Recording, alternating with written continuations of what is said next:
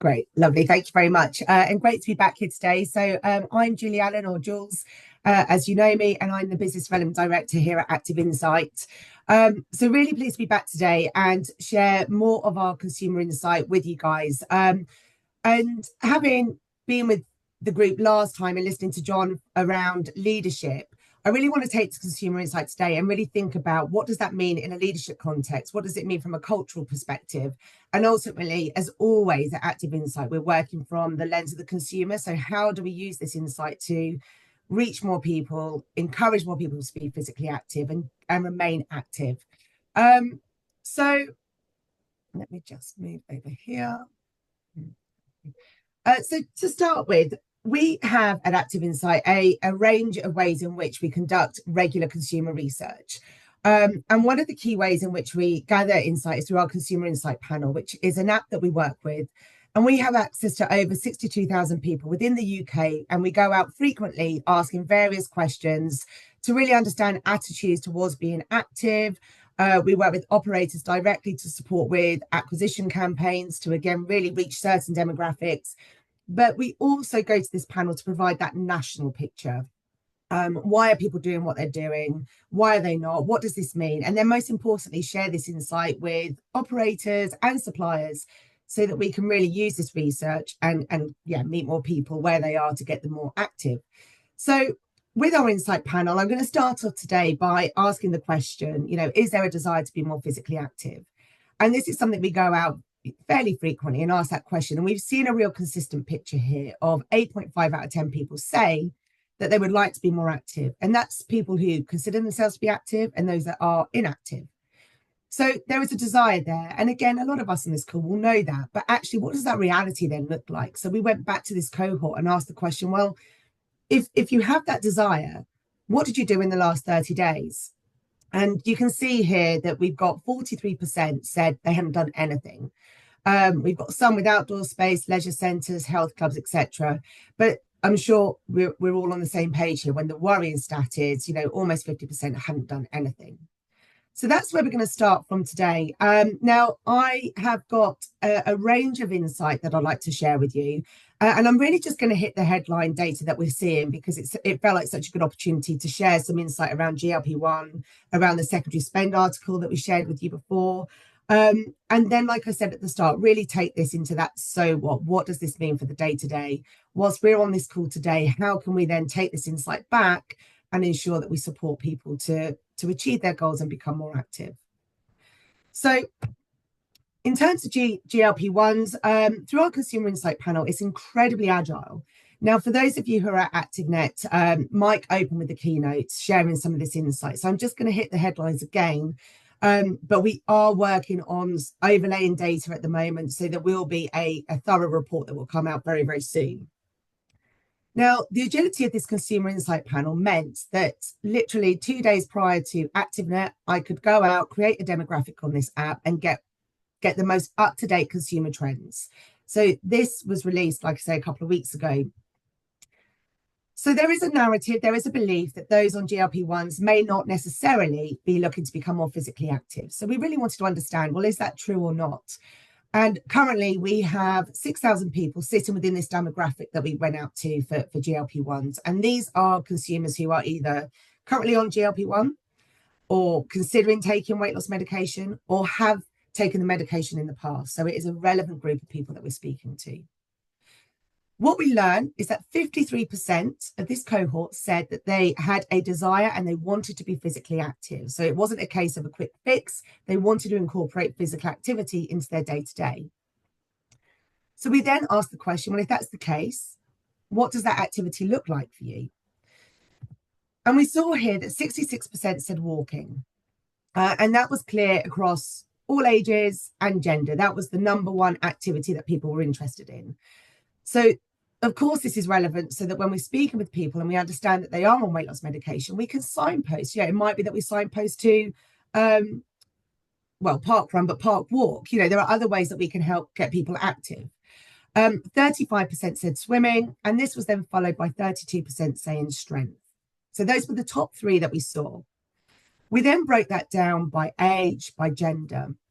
And we started to see some really interesting further insights. And this will, like I say, be produced as an infographic and we'll share more information with you. What we saw was that women had a stronger tendency to want to participate in yoga, Pilates, which again is really interesting given the conversation we had at the end of the last LATCO session where we were talking about reformer Pilates and that emerging trend that we're seeing. And men were more likely to want to cycle.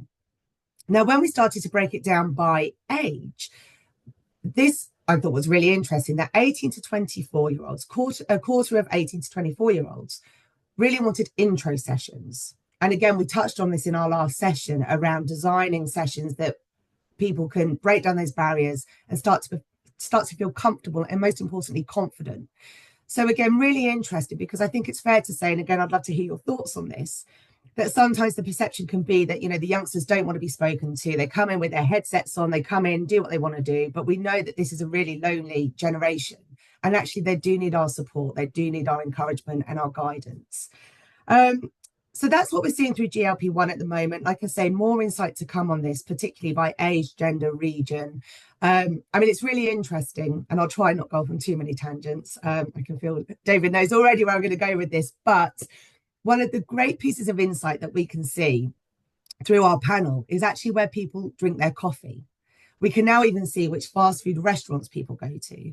And we often talk about, price is what you pay, value is what you get from being a member of our facilities. And people, we know cost is the number one perceived barrier, yet people will value paying £5 for a Starbucks and see value in that.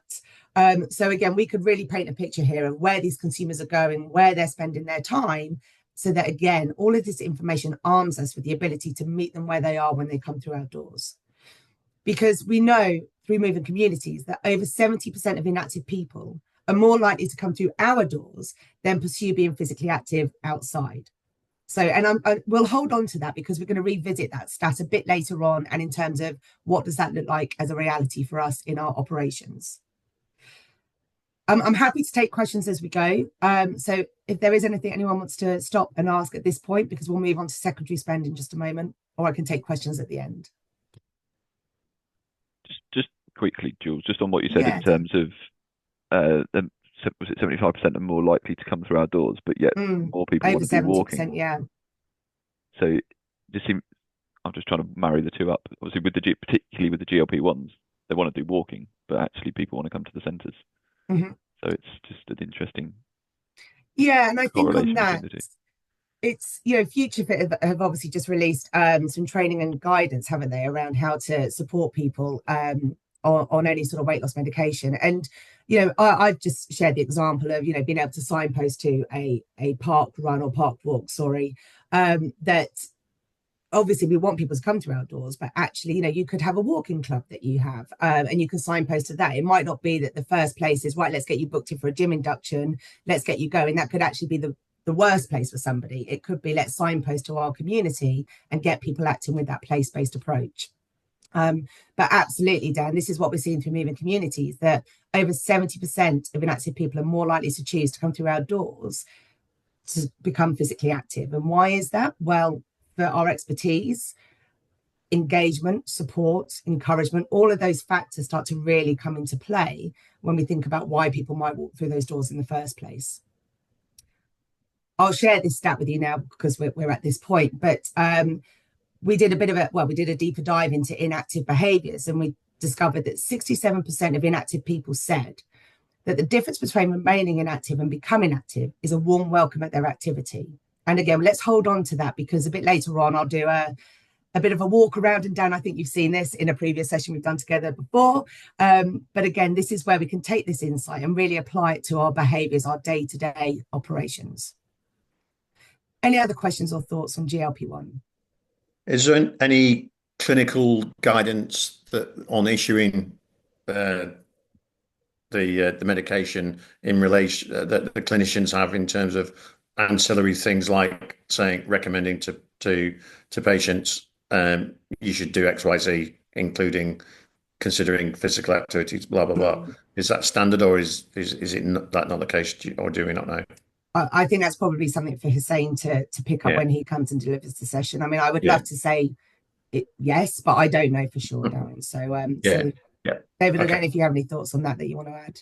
Yeah, at the moment, Hussein, UK Active, and a number of other organisations are trying to get some clarity around that. I know SIMSPA is doing some piece around workforce guidance, Darren, at the minute. So I'll ask Hussein to bring that together to bear on that.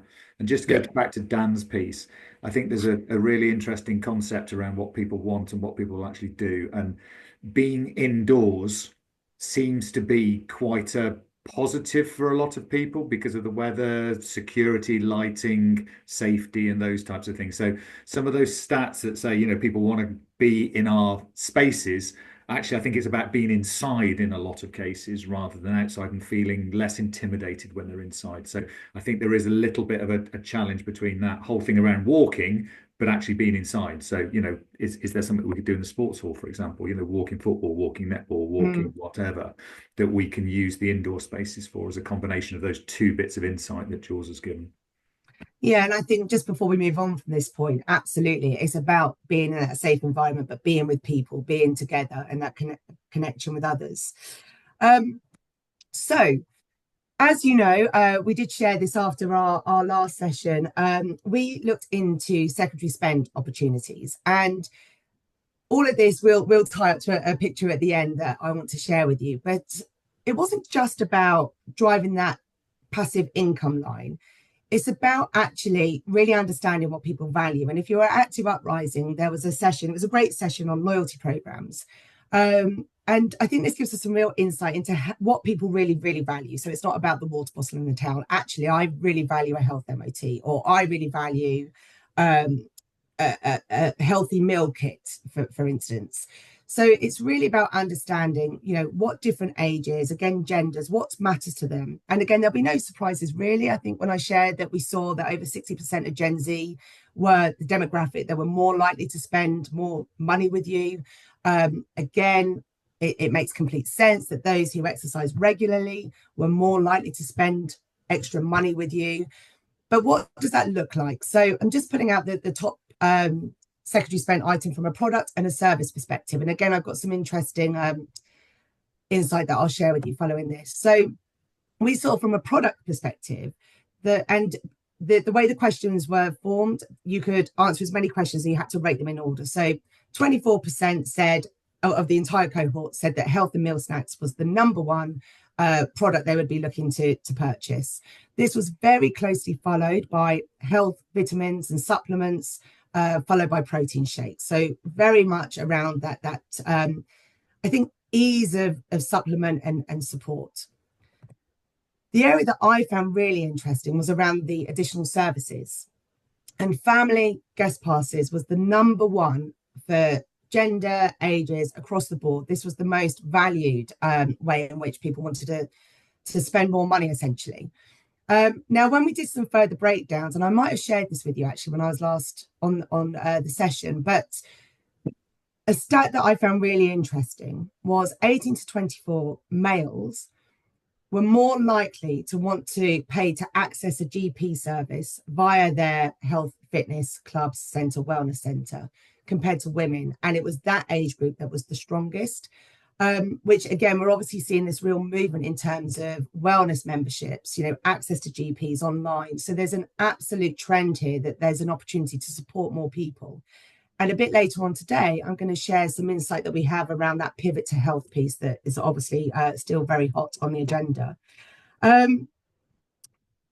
What I would like to highlight at this point, as we go into the next showcase of insight, is women have highlighted that they are more likely to want support when they're on GLP-1s. And then we started to see through secondary spend a really interesting trend, again, of women wanting PT, extra nutritional support. Now, I am jumping around slightly, so forgive me, but we've got all of this fantastic consumer insight now. We can start to really build this picture of what people need. And I'm going to really focus on women for the moment, because what we learned when we went through the secondary spend, and we can start to really slice and dice the data, is that women with children of baby to 2-year-old really wanted nutritional support. That was really important. That's where they wanted to spend most of their money if they were going to spend any more in our clubs. With children from the age of 2 to 4, it became PT. So again, really understanding our member, understanding where they are in their life can really support us. Upserve, I'm not going to say upsell because it's not about that. It's about really understanding what this person might need in that moment in time. And the reason why I'm focusing on women is, it's a really busy slide, by the way, that I'm going to share with you, but we won't look at it for too long, so don't worry, is we conducted some research into lapsed member behaviours. So why, in a cost of living crisis, would somebody be prepared to pay for a membership and not access it? It just doesn't really logically make sense. Again, I'll share this with you, and we did an article with HCM on this, so I can send you the link to that as well. But what I found really alarming is over 50% of people essentially are prepared to pay for a membership in the hope that one day they would be motivated enough to return. Now, if you've seen the work that we've been doing with UK Active on their consumer engagement polling, we know the reasons, the motivations behind, people coming through our doors in the first place. Over 70% are coming through to improve their physical health. Again, high percentage coming through to improve their mental health. Over 60% are coming through the doors because they want to improve their sleep.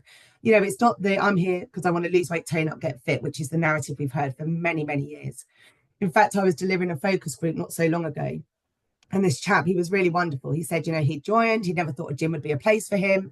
But actually, he'd been on a GP referral. And he said it was the best thing that ever happened because he could now bend down with ease, do up his trainers and run around after his grandkids super, super quickly and get them. Now, it was just amazing to hear that story because those are the motivations. That's our behaviors are being driven by something incredibly emotive. So again, I'll say the phrase, we really need to understand people so that we don't just follow this. People join, they start, they lapse, and we have this typical cycle. We know the cost of acquisition is around 3 to 5 months of a membership. So again, to just let them join and leave just doesn't make any business sense. So over 50% of people who are lapsed are prepared to do that in the hope, essentially, that one day they would be motivated enough to return. Now, when we started to, again, take that deeper dive, we saw that tendency was more towards women than men.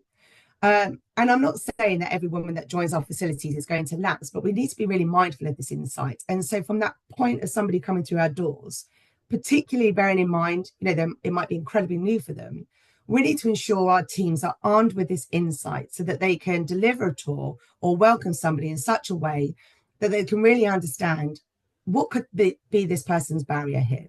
So, let's use me as an example. If I was to join a gym and I was on a tour, I would very, very quickly share with you that I've got 2 children. I'm on the road a lot with my job. I sit quite a lot. All of these kind of things. So again, somebody delivering an effective tour would be hearing, okay, barrier here. Let's not say, right, yes, let's book you in for 5 days a week, because my reality is that's not going to happen. So it's setting me up to fail. So again, it's using this insight and arming our teams with that so they can really understand support and again, meet people where they are. So we did a separate piece of research looking at, okay, so we know that we have lapsed members. And again, we won't talk about COVID too much. In fact, I don't know if we have mentioned it today, but let's face it, we had a blank canvas. COVID woke everybody up. Yet here we are a few years back down the line where we've got the typical lapsed member again. So we have asked the question via our consumer insight panel, what was your experience when you first joined? Now, earlier I shared with you that over 70% of inactive people are more likely to come through our doors than start being physically active outside. That is a fact. We did a separate piece that then asked the question, well, we understand the motivations for joining, but actually, how did you feel at that moment where you said, I'm going to make a change today, I'm going to do something? How did you feel?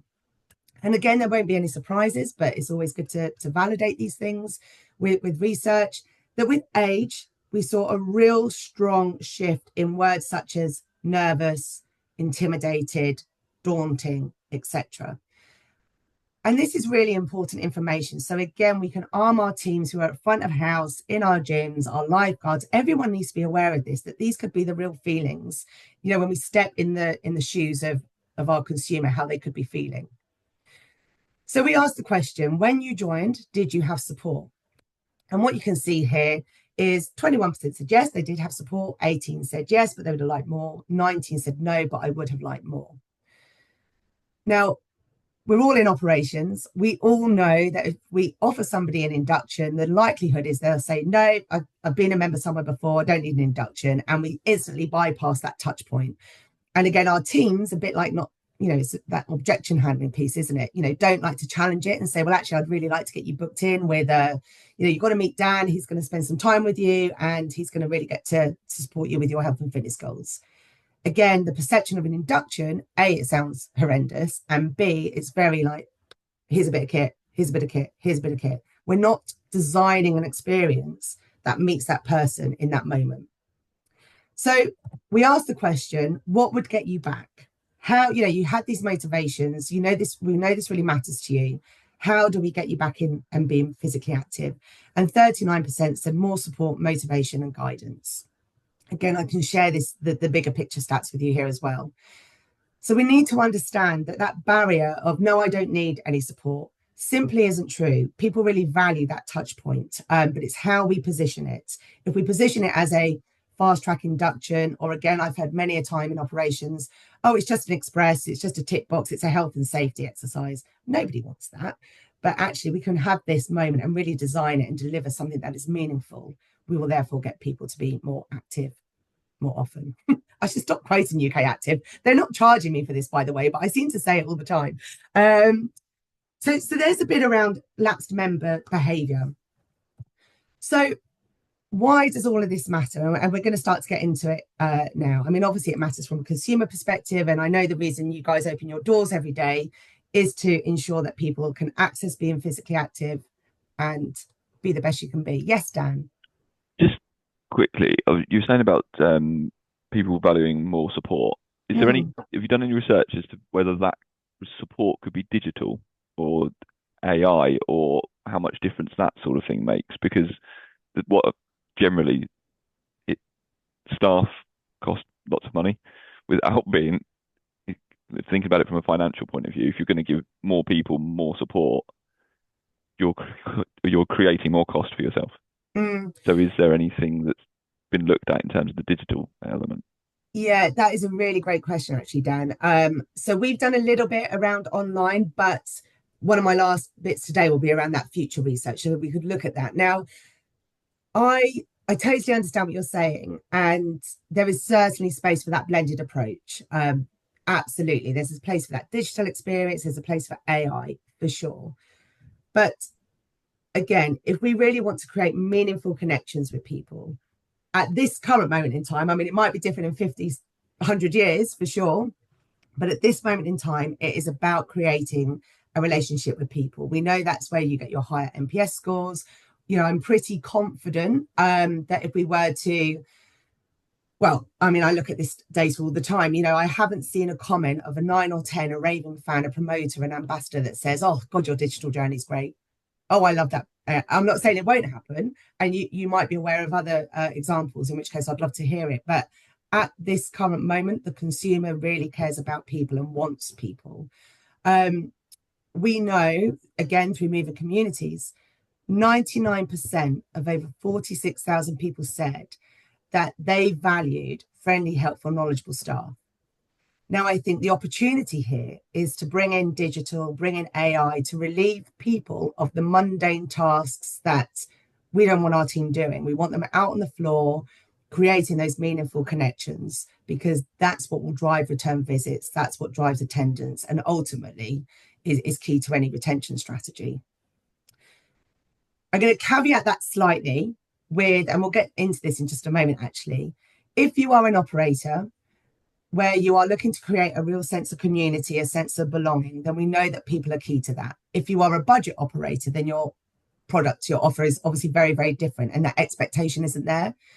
But if we want to create that sense of community, then people really at this moment are key in making that happen. But Dan, I will note that because we've done a little bit on online, we saw a slight dip in people wanting online support, because I think people was just so pleased to be back in facilities, etc. But yeah, I think it would be worth looking at for sure.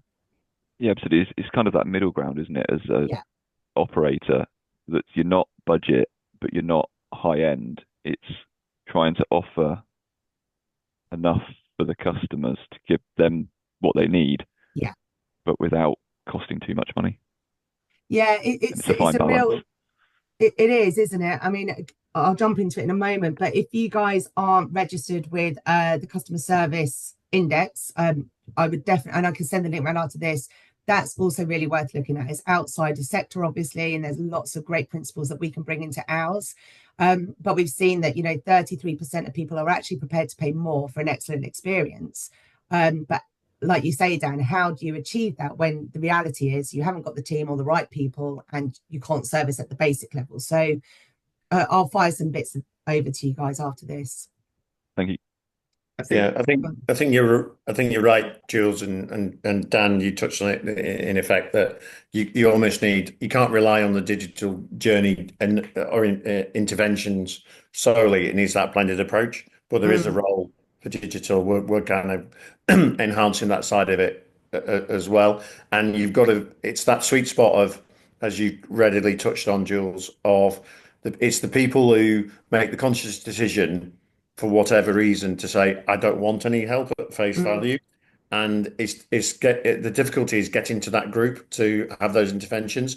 And I think it's pretty much, it's what behaviors and competence and additional activities you do within the gym, or you offer like learn to classes and stuff like that, which we're developing at the moment. We're rolling out on a couple of products that make it accessible. I think for me, it's particularly about how you make the gym staff more confident about approaching people and what you want them to do in certain circumstances, and making that as part of the DNA of what they do. And a lot of great gym instructors clearly do that, but there's a lot of mediocrity out there as well, I guess. Yeah, I completely agree with that. And we see this a lot. So we go out and we deliver, we call them our CX roadshows. So we work with teams, we deliver 3 sessions in a day, because the aim is that everyone gets that consistent message. That does the member care that you're a casual team member or not? Everyone should be, like you say, I love that phrase, it's part of your DNA, that you welcome people, that you do have an impact. And you'd be surprised how many times we work with teams and they go, God, I didn't realize the impact smiling at someone has. I mean, it's simple stuff, but if you don't say it, people just don't realize this kind of stuff. It's been quite I mean, David and I, we have lots of conversations where I go, this is really obvious. I feel like I'm being really patronizing to teams, but actually, if you don't say it, people don't realize that this is the expectation. I mean, we'll talk a little bit around brand today, but brand is, it's so much more. Well, your logo is your logo. Your brand is your reputation. It's your values. It's your behaviors. And this is where obviously John's session around leadership is so important, because we want to create a team of leaders that are out there.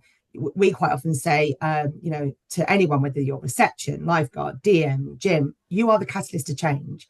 You have the opportunity to be the difference to someone, which is pretty awesome. David, go on. I know you wanted to add something. No, it's just on Dan's point actually around, is there a cohort of people now that would like to start their journey talking to an AI assistant, for example? And all I can say, Dan, is I think you're right. And I think we need to look at it because, Active Bob, which is our AI assistant from Hire Bob, answered about 15 questions from one person the other day, just around dress code for the evening do at ActiveNet. But that meant I wasn't on the telephone to them. I wasn't responding to their emails, and they were confident enough to ask what they considered to be either daft or very serious questions. Things like, can I wear trainers? And Active Bob was able to respond and answer and do all that stuff without any engagement from me, which meant I was doing other things. But I think you're right, Dan. Is there a cohort of people actually are so used to texting or messaging or using AI that actually we could be targeting some of this opportunity of first touch communication and getting to know us as an organization through AI in the first instance? I think, Dan, it's a really interesting piece. And actually, Jules, just thinking it through, sorry, I know we're recording this, but it might be worth having a conversation with Hire Bob around something around that, some joint research. Yeah, well, actually, just on that, I mean, look at the, I'm sure you've all seen the research that Keep Me have recently published around sales. Again, we know a lot of inquiries are landing when we don't have our sales team in place. And how many of us on this call actually have a sales team anymore? So AI definitely has a place for sure in that front end. And actually, Hire Bob has been fantastic in the sense that, again, so many conversations I have are, well, when somebody wants to cancel, that's it. They've made their mind up, they're out the door. Well, Hire Bob is demonstrating that's not the case at all. There is an opportunity to signpost. And we've seen that through one of our platforms. So we have a platform where we work with operators to really design the moment where someone looks to cancel. And we're seeing some really great results where actually, you know, if you design that point in the journey, and most don't, I think it's fair to say typically it's if I'm looking to cancel, it's hand in a form, or, you know, nobody really stops unless you have a superstar to say, you know, oh, Jules, I'm really sorry to hear that you're looking to leave. I'd sort of really like to understand, you know, when you first joined, you know, what were you looking to achieve? And we know where we work with teams, we're having an impact, but it's that middle piece as well, Dan, isn't it? That where does AI come in there, which we can certainly do a piece on. Yeah. David, is that the why the bloke turned up in his dicky bow and his penguin suit? Yeah, because Active Bob took the mic. We could have some fun with this, couldn't we? But yeah, so absolutely, and thanks for raising that. You know, we do need to be ahead of the game here with AI, don't we? Absolutely, and insight needs to inform that. Because, and I'll bring it back in a seamless way to this insight here. Again, this was through our consumer insight panel, and we did a piece of work with UK Active when UK Active released their consumer insight into motivations and barriers, and they did it by comparison of those with a health condition and those without.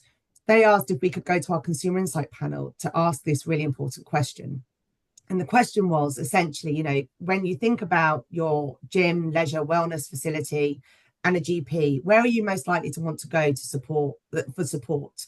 So if you would normally go to your GP for some physio or whatever, a referral for physio, where is this opportunity? And I shared this with Mark recently, and it was like, my God, Jules, this is like gold dust. I was like, I know. And nothing I'm saying today is rocket science. We know that those who exercise and those who attend regularly are more likely to want to come to our facilities for support than go down the traditional route of the GP. But of course, the question is, right, well, how do we make that happen? How do we make sure people are attending regularly, that they are intrinsically motivated, that they do see value in spending their time and their money with us, rather than those who, like I say, going back to that LATCO member piece, join with all these motivations, all these intentions, and then over time, it just fades out. So what does this mean? Am I all right for time, David? Lovely, thanks. So again, I'll share this with you. You've probably seen this already. This is the consumer engagement work from UK Active.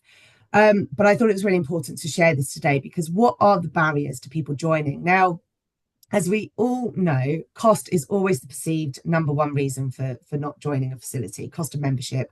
We see this echoed throughout all of the surveys that we conduct, all of the research that we do, that cost is always that perceived barrier. I'm not suggesting you do this, but I'm pretty confident if we said, right, open our doors today, we're free to everyone. I don't think our gyms would be rammed. You know, swimming might be pretty popular, but on the whole, I don't think it's going to drive attendance. Again, you know, Joe Wicks showed us we could work out in our front rooms. You don't need to pay for anything. But, you know, people come through our doors because they want and expect an experience. But what I really want to draw your attention to today, please, bearing in mind the insight that I've shared with you so far, is these bottom two here. So I'll just run through it because it's pretty small on the screen here. But the number one barrier is cost. This is followed by no need for membership, which again, I find really interesting. And I think this lends itself more to how we market ourselves and the messaging we put out there. Not interested in gym membership. Again, to my earlier point, I think it's much bigger than that. But these are the two that really stood out for me. I feel uncomfortable at the thought of joining a gym/leisure facility, followed by I do not have the confidence to join a gym/leisure facility. Now, again, I shared with you earlier that we saw through our research that with age was that correlation of I feel intimidated, you know, it's daunting, that whole experience piece.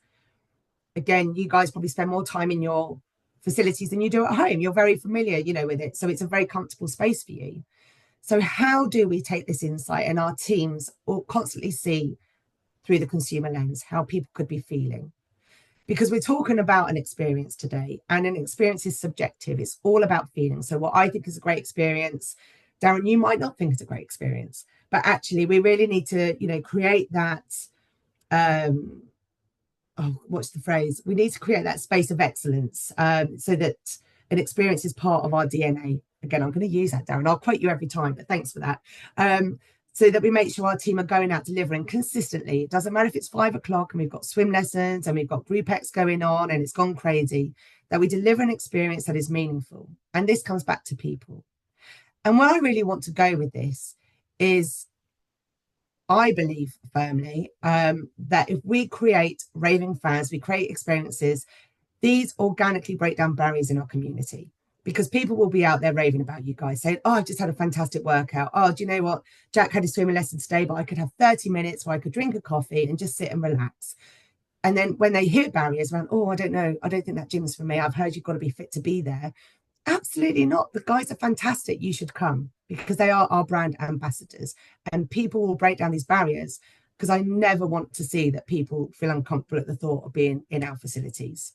Will, I don't know if you have any thoughts around that, particularly in terms of the work that you do and what you hear in the community.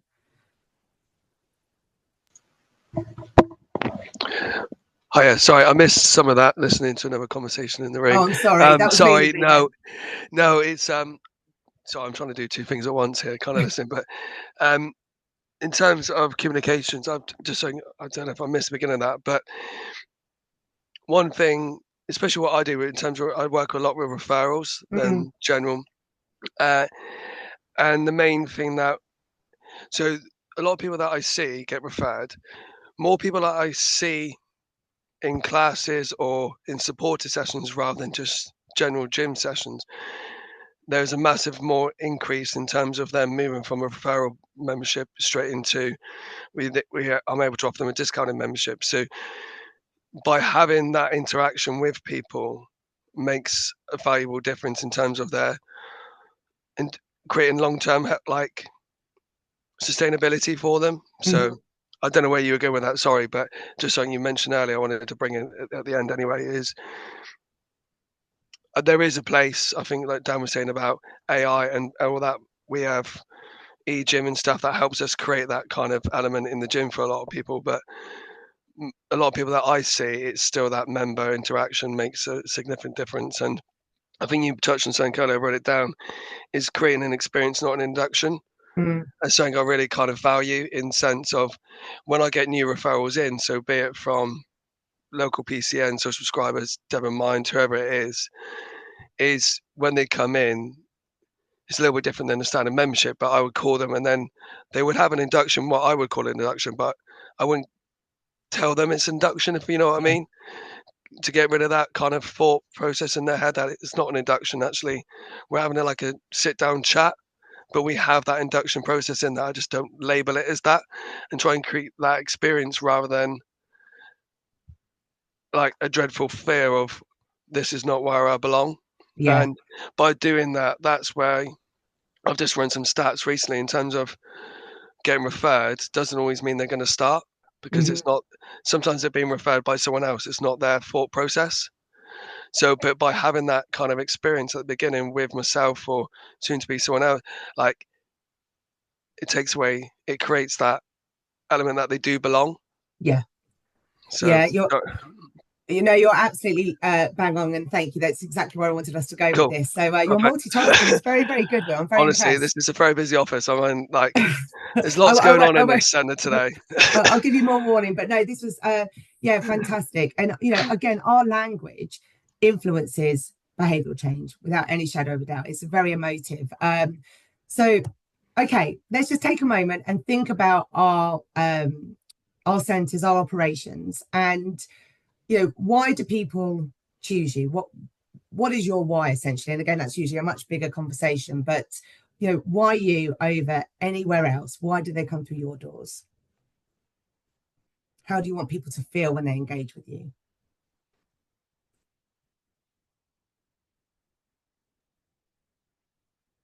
It's all the things you were saying about earlier. It's about being looked after, feeling that they can, in a safe environment, I suppose, and motivated. The NPS scores we tend to get back tend to relate to the staff, and that is where it comes back to, is the staff generally keep people coming back. You've got to be very self-motivated to not interact at all and keep coming back regularly.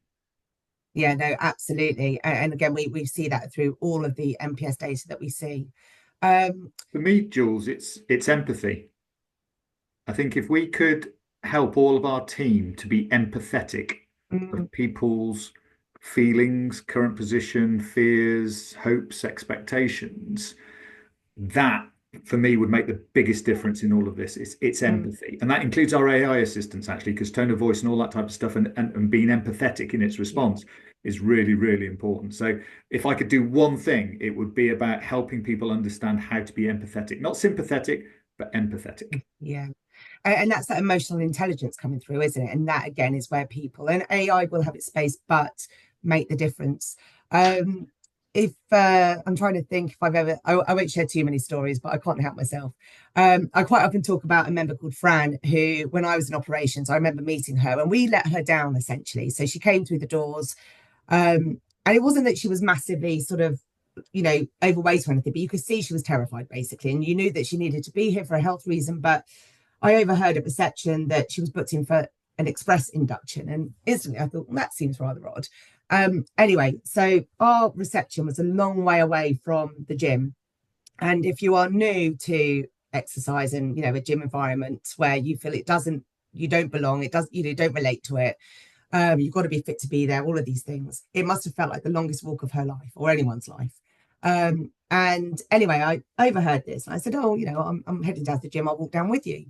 And as we were going, we had a chat, and she was saying, "Oh, well, I'm really nervous. I've, never been in a gym before, but I've been referred to your earlier point that sometimes you don't want to be there. You've been told that you have to be there. Anyway, you sort of go into the way the gym used to be, this lovely, looking gym, if you were familiar with it. But again, if you weren't, it was a tangled heap of metal, and you just thought, oh my God. So anyway, I introduced her to the health and fitness coach, and I, said, oh, well, whatever I said, good luck, see you later. And I went off and did whatever I had to do. And about 10 minutes later, I was walking back up, and there was a cafe near the reception, and I spotted Fran, and I was like, it's a bit odd. I thought it was odd that she was in for an express, let alone 10 minutes later being sat in the cafe. So I went over to her and said, oh, how was it? And she burst into tears. Absolutely, just everything came out. And she was like, I don't know what I'm doing. I just don't know why I'm here. She was just in such a state.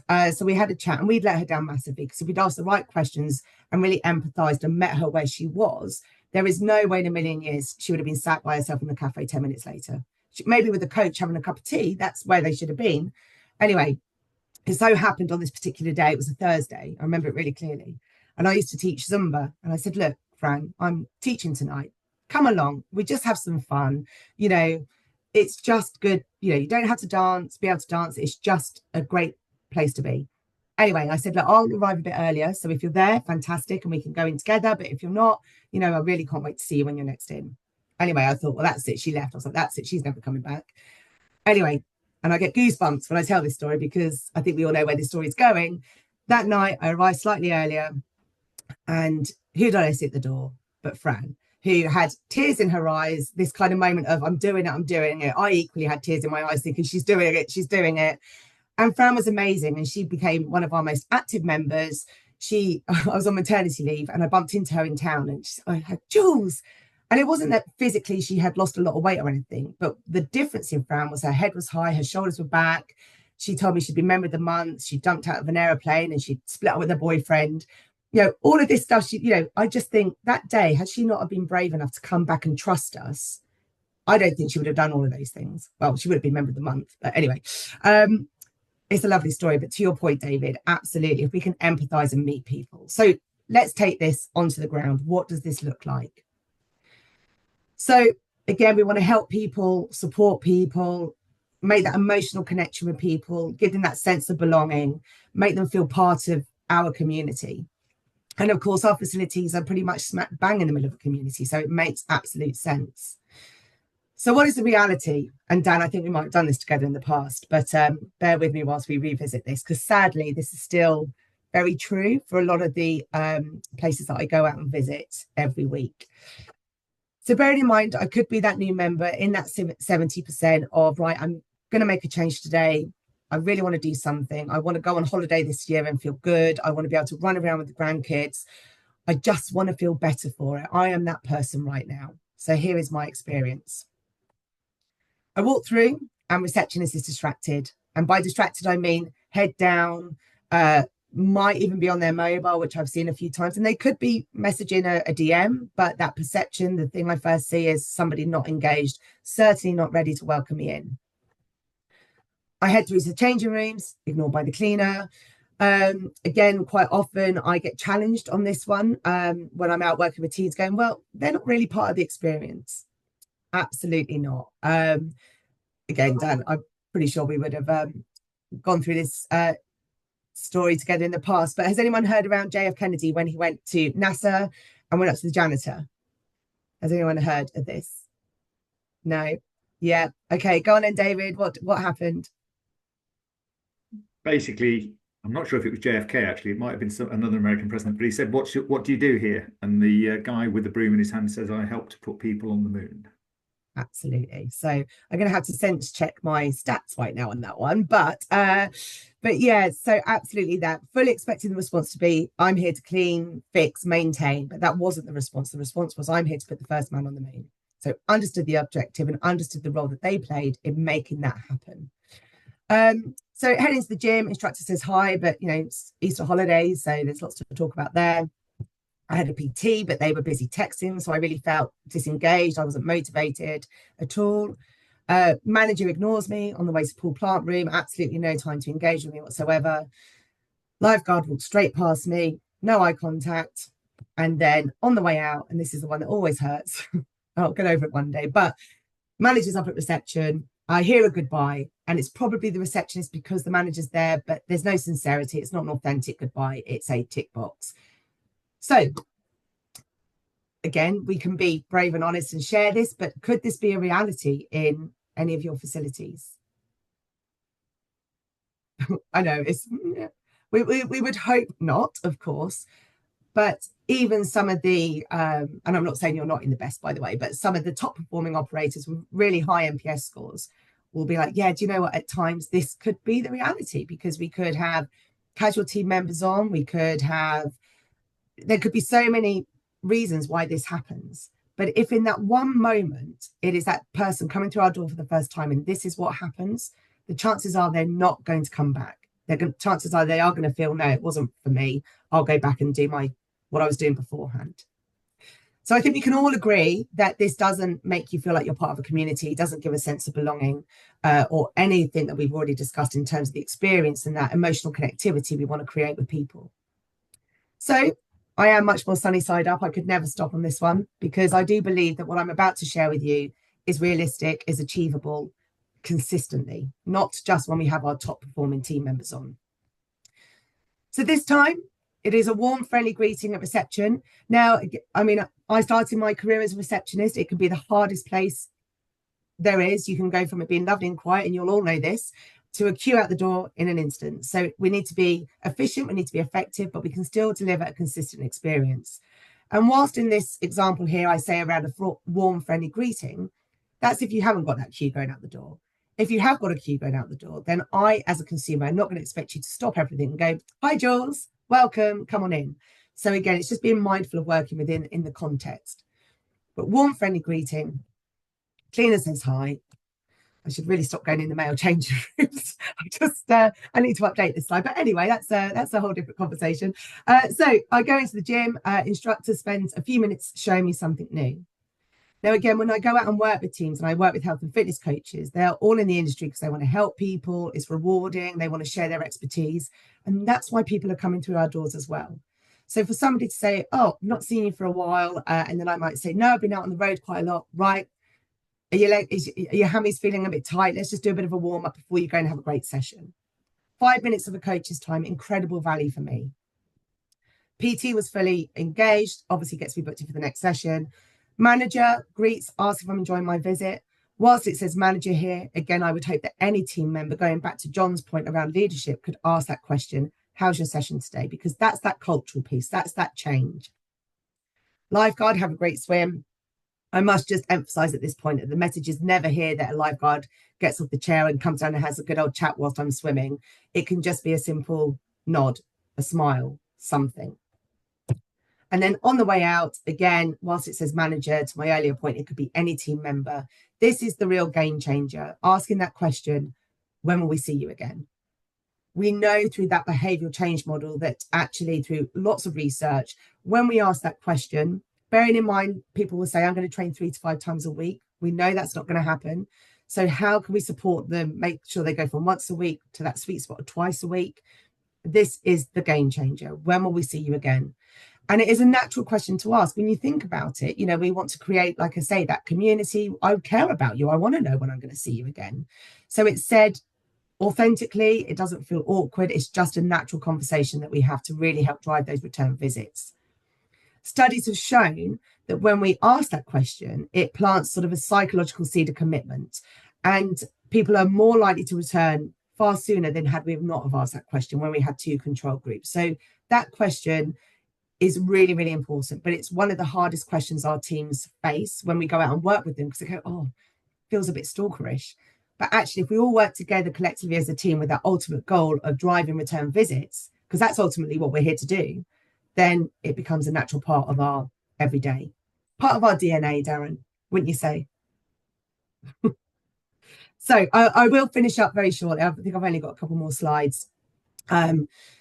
So this is quite a busy slide, but again, I'm happy to share this with you. This is from the UK Customer Service Index, and I thought it was really important to share this with you guys today, because what you can see on this side is the basics, basically. And we talk about the brilliant basics all the time, don't we? Let's do them, let's get them right, and they're recognised. This side doesn't necessarily drive loyalty, ambassadors, but if you don't do this, it's noticed. So we start to have withdrawals in that emotional bank account in terms of, you know, your brand loyalty. So these are parts of your experience. This is probably more, I would say, service. This is when we move into the experience realm, and this is when we drive loyalty, return visits, etc. This is your competitive advantage. This is what makes the difference and leads to higher NPS scores. Now, we know that when people are spoken to regularly, they perceive, and I use the word perceive here, but they are progressing more towards their health and fitness goals, whatever they may be. They visit more often, they spend more time, more money with you, and they stay significantly longer. So when you unravel all of that, that comes from engagement. That comes from, again, that emotional connection. And the one I really want to highlight here, I mean, all of this is really important, but this ties back to your point earlier, Will, around designing the experience around its customers, not around our operations, but actually let me design this around you and have the parameters in place to deliver on that. So I think this is my last slide. So why does all this matter? And again, for those of you who know me, you'll know I'll talk about Net Promoter Score all the time, because it is such a vital metric for us to really understand, are we creating long-term raving fans? There's many other metrics you can use, and they all have their place. But if you are committed to growing your business, then this is the metric that you need as part of your day-to-day. Because why does this matter?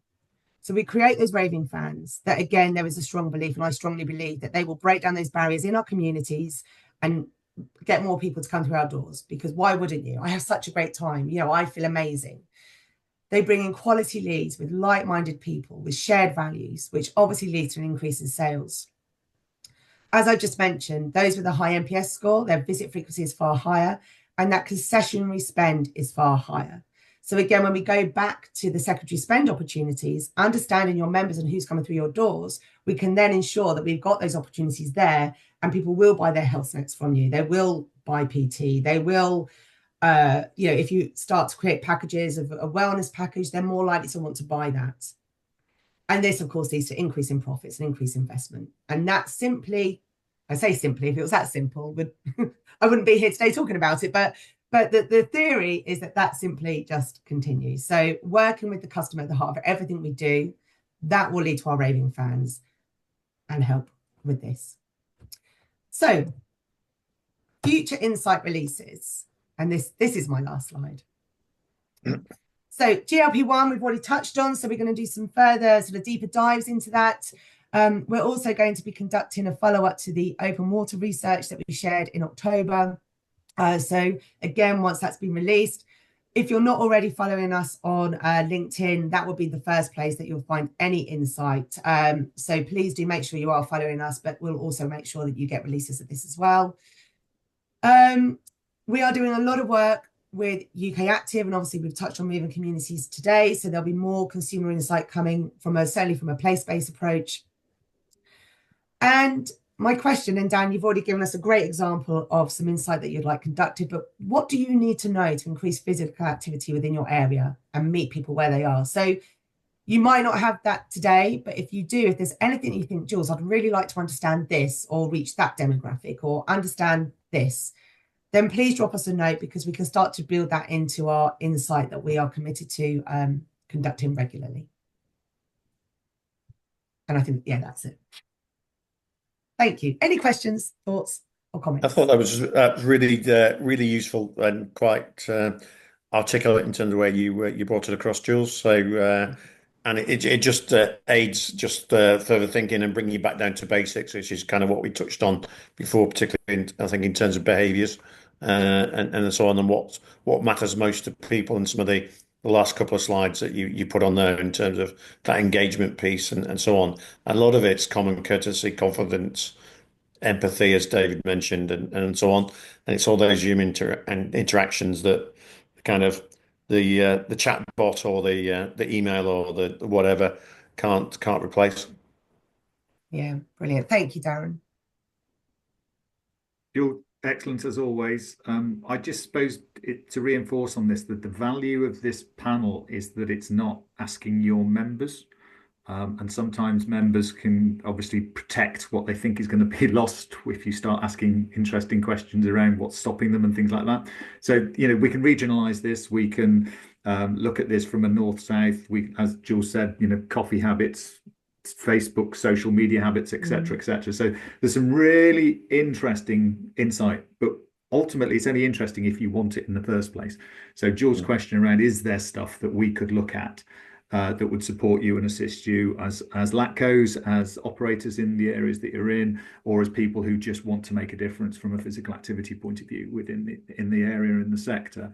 Just give us a shout, because if we can make it work, then we'll find a way of doing it. And that will also influence moving communities as well, because we've now built the customer insight panel into moving communities. So every quarter there will be a new piece of consumer insight as part of moving communities going forward, which we will share across the sector as moving communities.